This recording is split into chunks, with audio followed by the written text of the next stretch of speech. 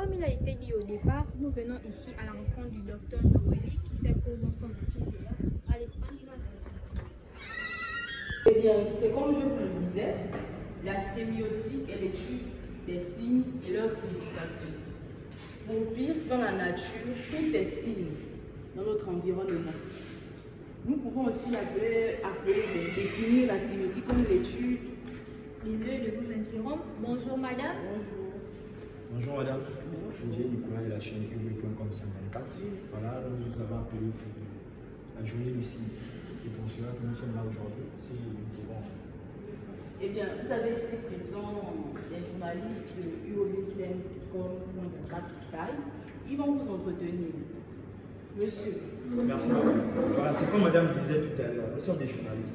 Étant donné qu'aujourd'hui c'est la journée du signe, nous avons trouvé mieux de venir à l'UOB auprès des étudiants en communication que vous êtes pour parler un peu de ça. Parce qu'à travers nos recherches, à travers la recherche sur le signe, nous avons trouvé le mot sémiotique en fait. Donc du coup, nous sommes venus nous entretenir avec madame qui est docteur en communication, en sémiotique même. Donc madame, voici la raison de notre venue ici. Donc pour commencer, c'est quoi la sémiotique? Comme je le disais tout à l'heure, la sémiotique est l'étude des signes et leur signification. Oui. Pour Peirce, tout est signe dans notre environnement. Pour lui, Charles Sanders Peirce, les signes sont triadiques, composés de 3 éléments, le représentamène, l'interprétant et l'objet. Ces signes peuvent être des parures, des coiffures, vestures, etc. D'accord. En outre, nous pouvons aussi constater que ces signes sont catégorisés en termes de signes, indices, symboles et icônes. C'est un peu ça. D'accord, moi j'ai une question. On entend représentamène. C'est quoi le représentamène en fait? Quand on parle de sémiotique, quand on parle de parure, c'est quoi le représentamène? Bon, le représentamène, on va dire qu'il dénote l'objet. On va dire c'est le nom, par exemple, le nom coiffure. Oui. Juste ce nom-là est un représentamène. Il dénote l'objet. Il dénote du dictionnaire. Oui. En fait, c'est le nom du dictionnaire, le représentamène en fait. C'est un peu ce que je peux dire. Jusqu'à là, ça paraît un peu vague. Il n'y a pas un exemple qui va nous édifier parce que le représentamène, en vrai, j'ai jamais entendu parler. Bon là, par exemple, le téléphone. Oui.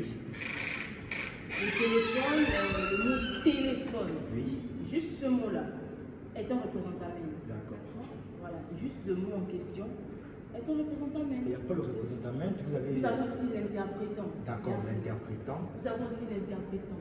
En fait, c'est quand tu dis le mot téléphone, le nom de téléphone, oui. L'idée que tu te fais à l'intérieur. Quand tu entends le téléphone, tu prends directement le téléphone dans ta tête.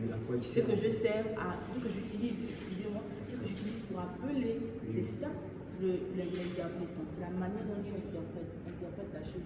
D'accord. Et nous avons aussi l'objet. L'objet, c'est l'objet, c'est, on va dire, la chose physique en elle-même. Voilà, la chose physique. D'accord. Donc, l'indice, c'est à partir d'indice, on va descendre un peu plus bas. L'indice, c'est, comme je disais tout à l'heure, oui. Les signes sont catégorisés en plusieurs, ils sont catégorisés. Oui. Donc, ces signes en question, on peut, comment dire, prendre l'exemple de la parure. Ces signes en question sont catégorisés en signes, en indices. Ce sont des indices. Je peux laisser. Je peux dire en fait. On peut passer à autre chose en fait. D'accord, il n'y a pas de problème. Madame, j'ai des questions s'il vous plaît. Oui. À l'image de monsieur Ekeka Jean Blondin qui dit ceci. Pourquoi parler de coiffure si nous sommes dans le thème de parure? Et madame Ndolo Rebecca qui veut savoir quels sont les synonymes de mot parure. Okay. Je vais répondre à votre première question, à la question de l'internet. Pourquoi parler de parure, de coiffure sur le terme parure?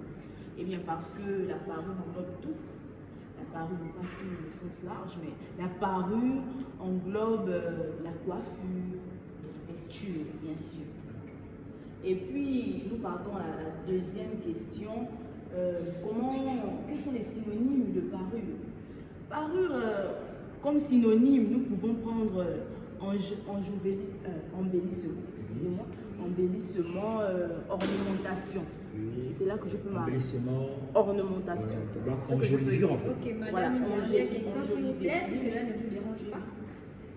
Monsieur Kaka, président du feedback, qui demande s'il existe une parure masculine ou féminine. Eh bien sûr, il y a des parures masculines et féminines. Et donc, par cette question, je vais laisser mon élève, mademoiselle Mouketou, nous entretenir.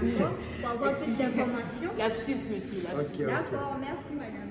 C'est elle, madame? Oui, c'est moi, Mouketou. D'accord, mademoiselle. Alors, je Mouketou. répondrai avec joie à votre question. Oui. En effet, il y a deux principaux types de parures. Il y a une parure féminine, il y a une parure masculine. Ouais. En général, les femmes, elles optent excusez-moi, plus pour des parures extravagantes, pour des choses voyantes, pour des couleurs pétantes, alors que les hommes, quant à eux, sont plus basés sur la sobriété. Ils ont des accessoires plus simples. Revenons aux femmes. Les femmes sont plus avec des bijoux, des boucles d'oreilles, des bracelets, des foulards. Elles aiment en fait être coquettes. D'accord. Alors que les hommes, quant à eux, ils veulent le plus paraître chic, classe. Ils aiment paraître virils. Alors ils optent pour des bracelets en or, en argent, des montres, des boutons de manchette, des cravates. Et pour parler aussi du concept de féminité, excusez-moi, et de masculinité, de nos jours, ça a changé.